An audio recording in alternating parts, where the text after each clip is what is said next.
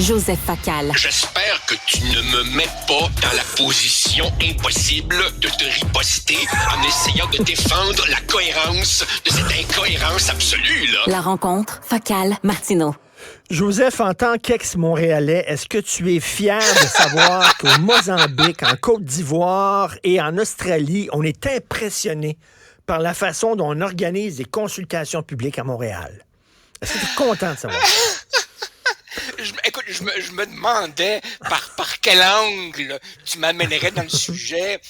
Écoute, oui, j'ai longtemps vécu à Montréal et je t'avoue qu'en fait de bordel dans la gestion des fonds publics, après Montréal, j'ai déménagé à Laval, où j'ai vécu pendant un quart de siècle sous l'administration Vaillancourt. Alors évidemment, tu comprends que j'ai vu ça en cinéplex et 3D, là, tu sais. Effectivement, écoute, rions de nos malheurs, le Mozambique, à qui je ne veux pas manquer de respect, est assurément, j'en doute pas, j'y ai jamais mis les pieds, un pays fascinant, mais je ne savais pas qu'ils avaient une expertise particulière en mode de consultation publique et de participation citoyenne pour que ça vaille la peine d'y envoyer une mission de fonctionnaires municipaux à nos frais. Là, j'avoue que je l'avais pas vu venir. Non, mais sérieusement, Richard, je lisais le reportage du bureau d'enquête et en même temps, quand j'ai terminé de lire ça, je suis tombé sur les articles concernant le coût réel. Quel est-il du tramway à Québec? Et ça soulève au fond deux questions. D'abord, évidemment, comment ça se fait, ce bar ouvert des fonds publics? Puis aussi, comment ça se fait qu'au Québec, tous les grands projets publics ont des dépassements de coûts absolument délirants. Toi-même, sur ce deuxième volet, tu avais fait une chronique pas mal acide l'autre jour que tu avais intitulée « Oups, un autre dépassement ». C'est rendu, c'est la norme, le « Oups, un autre dépassement ». T'sais? Écoute, dans le cas de Mme Olivier, prenons-les un par un, là, le bar ouvert des dépenses publiques. Mme Plante semble vouloir la garder. Après tout, Mme Olivier est tout de même la numéro 2 de la ville de Montréal. Je crois que son sort va se décider dans les prochaines heures ou les prochains jours, mais je dois te dire que je suis assez d'accord avec les partis d'opposition et avec Denis Coderre. Je vois juste pas comment Mme Olivier peut rester en poste. Et bien entendu, ma crainte, tu vois, ce serait qu'on sacrifie celle qui lui a succédé, Mme Beaulieu, pour protéger Mme Olivier. Non, on voit que sous le règne de l'une et sous le règne de l'autre, c'était pareil. Des écouteurs à 900 $, franchement, là. Joseph, je suis travailleur autonome depuis tout le temps, depuis que je gagne ma vie, là, depuis l'âge de 18 ans, je suis travailleur autonome. Et je te dis, moi, là, si je vais dans un restaurant, puis je ne parle pas de la job, ben je mets pas cette facture-là dans la petite enveloppe que j'envoie à mon comptable. Je fais attention. T'sais? Puis pourtant, je pourrais dire, ah ouais, mais écoute, là, je suis allé avec quelqu'un là, de la job, puis tout ça, puis il pourrait pas savoir, puis ah ouais, puis je te passe un... Puis je fais attention. C'est vraiment, effectivement, si, mettons, je vais dîner avec toi, puis on parle de la job, là, je vais prendre la facture, puis je vais effectivement l'envoyer à mon comptable, mais sinon, je le fais pas. Mais ces gens-là, ils s'en crissent. Ils s'en foutent. OK. Alors, pourquoi ils s'en crissent? Partons justement de ce que tu viens de dire. Je suis travailleur autonome depuis que j'ai 18 ans. Très souvent, dans ce genre de controverse, tu verras que les gens pointés du doigt sont des gens qui ont passé toute leur vie dans le secteur public ou parapublic. Ils n'ont jamais été travailleurs autonomes. Ils n'ont jamais été dans le secteur privé. Ils ont toujours été dans ce genre d'organisme où finalement tu passes ça sur le compte des dépenses. Donc, au fond, pour eux, ça devient, et d'aucune manière je ne les défends, ça devient un mode de vie de passer ça sur les frais de bureau. En plus, comment dire, tu écrivais toi-même l'autre jour, en réalité, rien n'est gratuit. C'est une illusion, la gratuité. au fond, ces gens-là vivent sous la même illusion que beaucoup de nos concitoyens qui pensent que l'hôpital, c'est gratis parce qu'on leur présente pas la facture. En fait, effectivement, quand tu payes pas toi-même pour ton repas, puis que t'envoies ça à l'administration, tu finis par t'imbiber de cette illusion de la gratuité. Et il y a aussi évidemment le fait que quand tu étais travailleur autonome ou si tu diriges une entreprise privée, il y a quelque chose qui s'appelle la faillite. Dans le secteur public, tu peux pas faire faillite. Tu peux continuer à Non, dépenser, dépenser, dépenser, puis ça fera juste un plus gros Pourquoi? déficit en fin Pourquoi? d'année. Parce que la plus grande ressource naturelle, c'est le contribuable. Et en plus, le contribuable, il fait des enfants, il se multiplie, puis il y a d'autres contribuables qui vont venir après lui. C'est une ressource naturelle indéfiniment renouvelable. Il va toujours en Absolument. avoir. C'est comme si ces gens-là, finalement, avaient un tuyau branché en permanence sur une énergie renouvelable continuelle qui est l'argent des contribuables. Maintenant, ça soulève un tas d'autres questions. Hypothèse. J'ai pas de certitude. Hypothèse.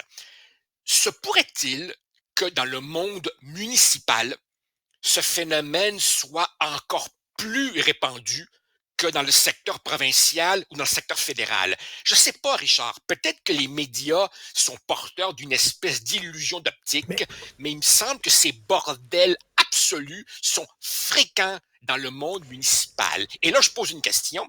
Ça se peut-tu que dans le monde municipal, parce que nos médias surveillent ça moins, il y ait davantage un sentiment d'impunité? Regarde au provincial. Éric Kerr et le bordel informatique. Regarde au fédéral, le système de paix Phoenix. Les médias ont pas lâché.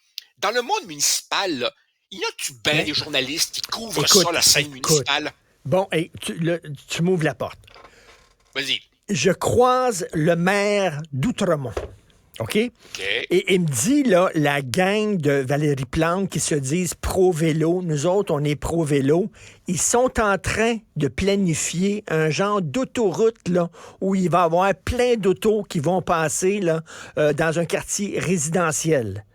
Il dit, personne n'en parle. Personne ne parle de ça parce que le monde municipal n'est pas couvert. C'est-tu ceux qui parlent, ceux qui suivent le monde municipal, les anglophones? Parce que eux autres, ils ne se sentent pas représentés au provincial, ils se sentent pas, bon, eux autres, de Gazette, ils vont suivre ce qui se passe à Montréal, dans tous les quartiers, parce que, bon, les anglophones ont un attachement au monde municipal.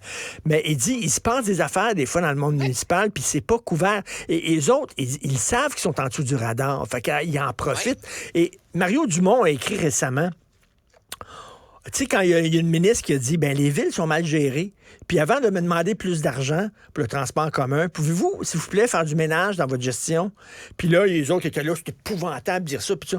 Mario dit, on a le droit de le dire. Les villes sont gérées n'importe comment. Oui. Richard, je vais te conter autre chose. Pour pas que nos auditeurs s'imaginent que je m'acharne sur le municipal et que j'exonère le gouvernement du Québec ou le gouvernement fédéral. Écoute bien ça. Nous sommes en 1996. OK? Je suis député. Je suis pas encore ministre. Je suis l'adjoint parlementaire de Lucien Bouchard. On commence l'opération déficit zéro. Et là, on me confie un mandat. On me dit, jeune député, blanc-bec, tu feras tes preuves. On me dit, tu vas constituer un petit comité de députés et vous allez passer en revue tous les organismes du gouvernement du Québec. Vous allez en faire la liste, puis vous essayez d'aller voir s'il n'y a pas des économies à faire là-dedans. Alors, je me crée un petit comité de députés. Il y avait là-dessus Camille Lorrain, Jean Campeau, Jocelyne Caron, des gens extraordinaires. Et là, on commence à fouiller. Et la première affaire qu'on a découverte, Richard, c'est qu'au gouvernement du Québec, à ce moment-là, il n'y avait pas de liste. Il n'y avait même pas une liste centrale de tous les organismes du gouvernement du Québec. Il n'y avait même pas de liste. On a découvert aussi qu'au gouvernement du Québec, tu n'as même pas une définition légale de ce que c'est un organisme. Tu avais un mélange de comités, groupes de travail, table de concertation, société de ci. C'était un bordel total. Et ce qui est extraordinaire, c'est que des organismes sont souvent créés pour un mandat précis. Et quand le mandat est exécuté, est-ce qu'on déplogue? Est-ce que l'organisme cesse d'exister? Pas en tout. Il se trouve une nouvelle mission, une nouvelle définition pour se perpétuer. Rappelle-toi, quand à un moment donné, André Boisclair est rapatrié de New York, il est nommé à la tête du comité d'examen de la baie James, le COMEX.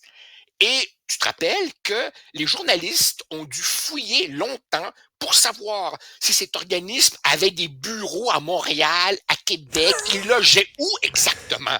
C'est pas possible. C'est comme... Ça me fait penser à... Voyons, c'est le film américain où il y avait un bureau qui était au 6e étage et demi. T'en souviens-tu? C'était un bureau qui était comme dans le plafond. Et il y a des gens qui travaillaient là et personne savait. Being John Malkovich. Merci, Max. Oui. C'est un bureau qui était au 6e étage et demi. Et c'est ça. Écoute, il y a plein de bureaux qui sont des organismes qui sont des patentes à gosse, des affaires à dépenser de l'argent. Et ça sert à strictement rien. Absolument. Et puis écoute, je comprends les gens qui nous écoutent d'être en CR 3 petits points. Parce qu'une fois que la personne aura tourné la page, ou plutôt cliqué sur l'autre article, là, elle va tomber sur un tramway dont on ne sait plus s'il est à 10 milliards ou 6 milliards ou 11 milliards ou 5 milliards. Là, on est dans les milliards. Et je dois te dire, Richard, que dans mes derniers mois à HEC, avant que je prenne ma retraite de l'université, j'étais tombé sur une collègue là qui m'avait donné quelques références et qui m'avait dit, et je dis pas ça pour consolation ni rien, mais elle me disait le dépassement des coûts et le dépassement des échéanciers, c'est une tendance mondiale. Dans toutes les sociétés, France, Grande-Bretagne, États-Unis, Australie, la saga de l'opéra de Sydney en Australie, partout, c'est toujours beaucoup plus cher et beaucoup plus long que ce qu'on avait envisagé. Écoute, le REM, le tramway à Québec, le prolongement du métro de Montréal, et puis rappelle-toi, pendant qu'on se décourageait au Québec sur l'emplacement du CHUM. Tu te rappelles? Saint-Luc, le 6000 Saint-Denis, la gare de triage Outremont. On était tous jaloux du fait que le projet de McGill, le CUSUM, lui, avançait vite. Ben oui, t'as une chose. Ben oui. On a découvert à un moment donné qu'Arthur Porter et ses amis passaient la gratte dans le projet du CUSUM. Donc, il y a un réel problème de gestion des projets. Et c'est pour ça que dans les sciences administratives, la gestion de projet, c'est un champ de recherche en expansion parce qu'il y a un énorme problème. Problème de respect des coûts des échéanciers. Ça, on cherche des affaires systémiques, les dépassements de coûts systémiques. Tout à fait. Merci, Joseph. Tu as vu, le prix Goncourt a été donné à Jean-Baptiste Andréa. Écoute ça, pour une saga historique de 600 pages. Lâche pas, Joseph, lâche pas, je te dis, là. Prix Goncourt, quand même. Salut. Salut, Richard.